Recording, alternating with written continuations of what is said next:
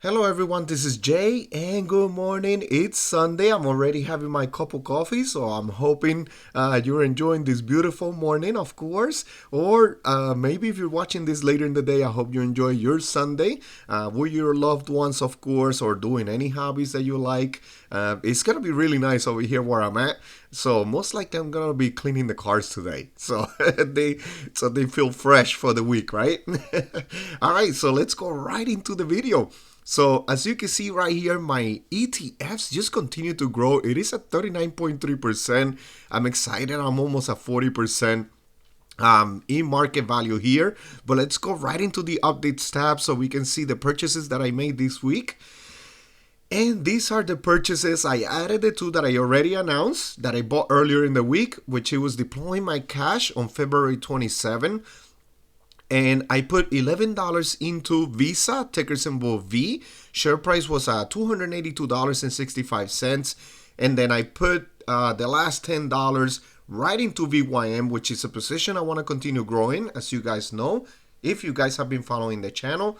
So the share price was at $115.14. Then I made the remaining of the purchases on Friday, as you guys know. Every Friday, I make the purchases into my portfolio.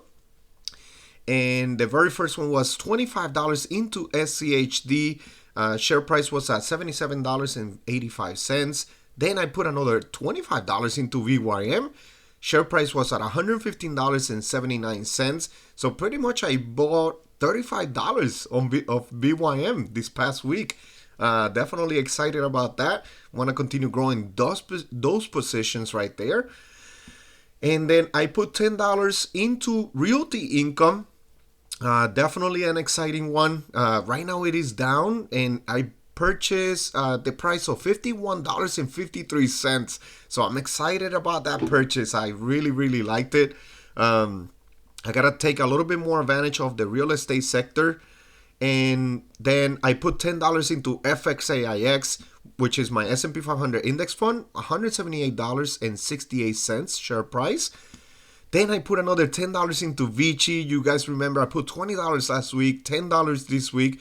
So I pretty much purchased one whole share this month so far. So I mean, between the last 2 weeks, I'm sorry. It's already March. And last time I bought it was at the end of February. So $10. Share price was at $29.31.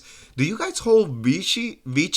Is this one of your favorite stocks? It's definitely one of my favorite ones. I like their FFO growth, their AFFO also. How many shares do you hold? I'm definitely excited about this one. I want to continue growing it. So if it continues to stay down, I'm going to continue buying some more because I really want to grow this position, especially after they announce some nice earnings. And then I put one cup of coffee into each one of these positions, which it was $5 into Pfizer, ticker symbol PFE. Share price was $26.57. Pfizer right now is being beaten down a lot, so I'm taking advantage of that. Honestly, I just want to continue buying slowly into Pfizer. I'm gonna continue to DCA into my position. Then my next one was CanView, ticker symbol KVUE. Another cup of coffee, another $5. Share price was $18.82. Then Apple, I put $5 into Apple. Share price was under $180. So I want to start building this position right here also. Share price was at $177.89. So I want to buy a little bit more. I'm hoping it goes like even a little bit under. Maybe it could go to like 170 or 160s. So I can buy some more. But I'm going to see. I'm going to try to plan my budget for the week. Maybe even eat some of those instant soups.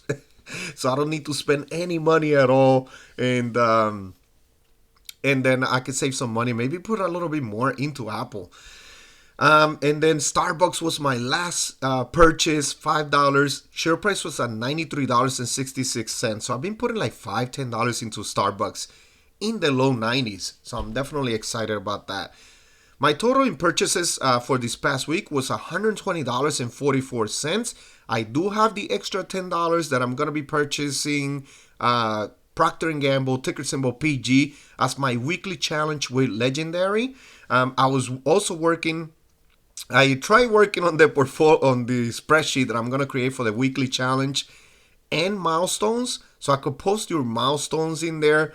But I was kind of tired after I created a few other things and I was updating the information.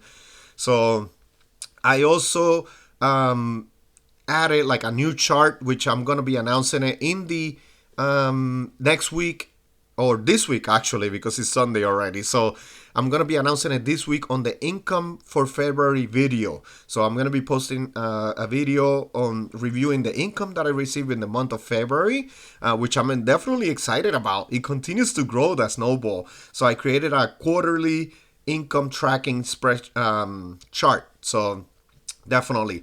Obvious Crew was the one that asked me for it. So I'm like, you know what? Yes, let me create it. Because I have a yearly one for every month, but I didn't have one for quarterly. So definitely great idea, Obvious Crew. And then also Maitich posted a milestone. Of course, the comment says this, congrats on the 700. This comment was posted on my growth portfolio video. So don't forget to like this video, subscribe to the channel so you can continue seeing the updates that I give on both of my portfolios, definitely. And the comment continues to say this: it's incredible, I've just reached $25,130 on my main portfolio. It's nice to see some progress, being disciplined is starting to show. Hope everybody's having a wonderful day.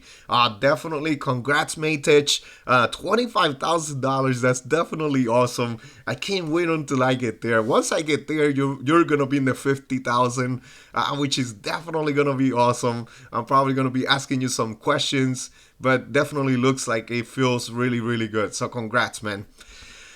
All right. Let's go right into the dividend portfolio right here. And this is the spreadsheet where I keep track of my dividend stocks. And I'm definitely excited about it. I'm going to go one to the right so you guys can see a little bit more clearly the numbers, since you guys know the name of the companies. And as you can see right here, my market value for this portfolio is $11,422 of estimated market value. Because I have some cents in cash. I don't have any more cash, pretty much. I only have some cents, maybe $1, and that's pretty much it. So I erased it from here so it doesn't add up. And I'm up $211. Performance at 1.89% in the positive. So as of right now, SCHD, VYM are two of my nice positions right here, where I have a lot of money allocated into it. So I have $2,600 already invested into SCHD. I'm almost at the $3,000, and this is with dividends reinvested. So it's crazy that just by putting $25 on a weekly basis, look at where I'm at right now. Of course, I have put other monies, like I've sold some positions like Stag I sold last year, and I put some of the money into SCHD. And also Realty Income. Actually, that was a move that I actually liked, that I made. So definitely exciting. But almost at $3,000 just by continuing to stay consistent every week, no matter where the price is at. I'm just gonna continue that, and hopefully this will pay out in the future. I'm up by 7.15%, and I'm up 8% with VYM. So I'm up higher. VYM is performing better right now, so that's exciting. Realty Income, I'm at 26.66 shares right now, and that one I'm continuing to DCA right into it. I'm in the negative by almost 10%, but I'm okay. I'm just collecting the monthly dividend. Once it goes way above my costs, I'm probably gonna stop dripping the dividends and probably reinvest those into other positions, maybe into VYM or SCHD, so I can continue growing those. Right? What do you think? And leave me your strategy with All Realty Income in the comment section. Do you live off of those dividends already, or do you drip it back on? I'm definitely dripping it right now. But as the dividends get bigger in this portfolio, my plan is gonna be to stop dripping it and just allocate that money into certain holdings, right? But that's gonna be in the future. As of right now, I'm just gonna continue dripping it because I like where the price is at right now. So I can drip it and continue to bring my cost per share down, which is at $57.80. J&J is one that I'm in the positive by only 1%. I did not buy any J&J. I should buy a little bit more, honestly. I don't think it's that bad, especially this price, $162. I like it. I like it even though it is above my cost. Main Street Capital is performing very nice for me, and I see that it's becoming a little bit popular in the YouTube community also. So I've been buying this one for over a year. I started investing, I think it was in December of 2021 or January of 2022. Yeah, I think it was December of 2021, if I'm not mistaken. So this one, I bought it back then pretty much, or in 2022 I bought it. I think it was March or April. And I'm up 18% on this one. I've been reinvested the dividends since then. I'm definitely excited to make that video on the income for February, but I'm mostly excited because March is gonna be a really, really nice month. I can't wait. Procter & Gamble is at $158 right now. I'm gonna buy $10 next week. I'm up 16%, so I'm excited about that. Coca-Cola, I haven't bought any, so I'm up 3%. Pfizer, I'm down 19% right now, so this one is hurting my portfolio a little bit right now, but their dividend yield I have it right now. My yield on cost is 5.07% dividend yield. My yield on cost actually. So I'm definitely excited about that one. Vici, also I'm excited. Have a 5.51% yield on cost right now on this one. So my cost per share is $30.13. I'm only down 1.82%, so it's not bad. I have 10.6 shares. I want to continue building this position. If I could get to like 25 shares, that would be nice. Apple, I'm at 1.7 shares. I've been buying lately since my challenge with Jeremy. So, and I bought another $5 this week. So I want to buy a little bit more. I'm hoping it stays around this price in the 170s. So maybe next week I'll go a little bit less heavy in the real estate sector, and I just buy a little bit more Apple. Definitely stay tuned. Don't forget to subscribe to the channel so you can see that. Keep track of what I'm buying every week on a weekly basis. Starbucks is 3.1 shares. I've been buying Starbucks slowly. My cost per share was around $88 when I started buying little bits and bringing on my cost. So right now it's at $89.57. And then MPW is one. MPW, I wanted to talk about this one. Why? I have 63 shares on this one. I'm down 52%. I was down 60% like about a week, 2 weeks ago, but it has gone up. Right now it's at $4.38 a share. My cost per share right now, it is $9.29. And I have it right here in the stock analysis tab. So MPW, Medical Properties Trust, a lot of people hate this stock. I'm just holding. I'm going to continue to collect those dividends. Yes, I know you can burn me in the comment section. You can roast me all you want. I'm just going to continue to hold. I'm not going to sell at a loss. But I'll probably move on from this position later on. But as of right now, I'm going to collect those dividends. And those dividends are going to go right into VYM. So that's what I'm going to be purchasing with those dividends. Market cap for these real estate companies, $2.62 billion. Their dividend right now, if you pick up any shares at $4.38, you'll get 60 cents per share per year, 13.70%. Analysts are calling this a hold right now. But it seems like people are buying. If you see right here, right, in the last day, they are up 4.04%. In the last 5 days, up 14.96%, almost 16%. Wow. Nice. And then in the last month, up 36%. So if you would have picked up some shares when it was at around $3.28, you would have been up right now 36%. That would have been nice to actually, if you were a trader, to buy and hold it for a month if you knew, right, that it was gonna go up. But we cannot predict the future. So, and you would have been up right now 36% on your money. But if you open it up bigger, in the last year they are down 56%, and in the last 5 years down 76%. But I'm gonna be holding on this one. They have gone through these crashes in the past, like in 2009, that they went all the way down to $3.55 from this high of $15.77. So, and they were able to fix their issues back then. So I am hoping that they do fix their issues now again. And it looks like they are going up a little bit in pricing. So let's see. Let's hope that they do fix their issues. Let me see the forecast real quick. As you can see, the low price target, the analysts are calling this a consensus hold. In the next 12 months, they estimate a low of $2. Wow, that would be a change, a downside of 54%. The average $5.95, which will be an upside of 35%.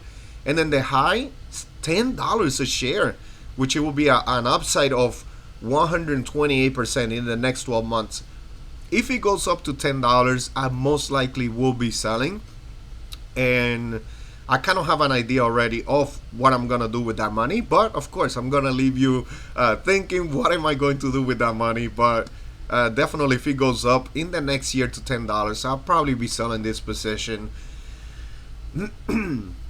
So let's go right into the Seeking Alpha tab, which is where I have the FFO, and this is why I had invested in this company in the past. The FFO in 2021 was at $976 million. Then in 2022 went down to 934. But as you can see, they had a very nice FFO, and the FFO payout ratio those 2 years, it was 65% in 2021 and 74% in 2022, which it was not bad. That's what I was looking at. And if you see the AFFO back then, also in 2021 it was $811 million, and then 2022 $850 million. So their AFFO was growing, which it was also nice.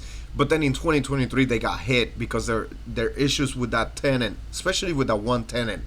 So they went all the way down their FFO to $287 million. So that was definitely a big hit. Also, their AFFO went down to 287. So that was a big hit. So hopefully they can recover for this. They're able to fix their issues. As you can see, their FFO per share, it was nice in 2021 at $1.65. Then it went down to $1.56 in 2022, but then it went all the way down to 48 cents in 2023. So these are some of the issues that they're having right now, which is pretty much collecting the rent, right? Are you a real estate investor? Have you had these issues before, and have you been able to recover? That's why I don't invest in. I haven't bought properties, honestly, because I kind of don't want to deal with people and collecting the rent, right? Even though they say you can hire a management company. But this is one of the downsides to owning real estate, right? What's your opinion in Medical Properties Trust? Do you hold this company? I know some of you hate it. Like definitely Maytech doesn't like this company. Randy has warned me before about this company, which I really, really appreciate. I appreciate everyone's comments, everyone looking out for each other. There's another subscriber, Christopher, who has told me about 2 stocks that have been doing pretty good. Maybe I'll announce them in the next video, but it is 2 that have done pretty good, actually. So definitely exciting about that. That's why I read everyone's comments, because we all have good ideas, right? We are all gonna make mistakes, guys. Just stay consistent. it's okay to make a mistake. We make mistakes in life every day. Maybe we buy something that doesn't work out the way we thought we were going to, right? So it's the same thing with stocks. But always do your research. Always try to choose great companies that you believe in, right? And that have good financials also, of course. But definitely don't get discouraged. And one of the things I want to talk about in my next video is going to be, don't get discouraged about the small dividend payments at the beginning. They can definitely add up. That's going to be one of my talking points in the next video. Visa, I'm already a half a share. So this one is one. It is at $283 per share. My cost per share is $273. I want to buy a little bit more slowly, but I'm going to be buying weekly. Next week, I'm going to buy some more. I'm up in performance, $5.13, 3.45%. So I'm definitely excited about that. I'm excited about this too.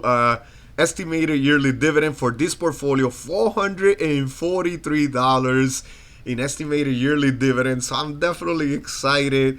SCHD is almost, I do believe I'm already gonna hit this this year, hopefully, the estimated yearly dividend of $100, because I'm staying very consistent at $25 every week, no matter where the price is at.